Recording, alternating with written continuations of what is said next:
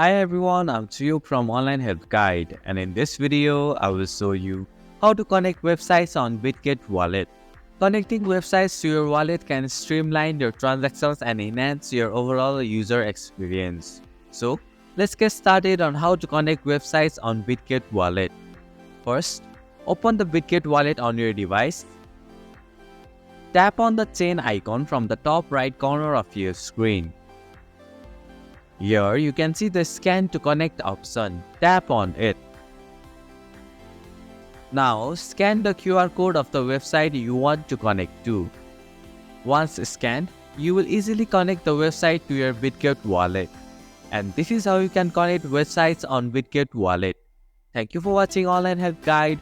Hope this video was helpful. If it was, then hit the like button and comment down if you have any questions or feedback.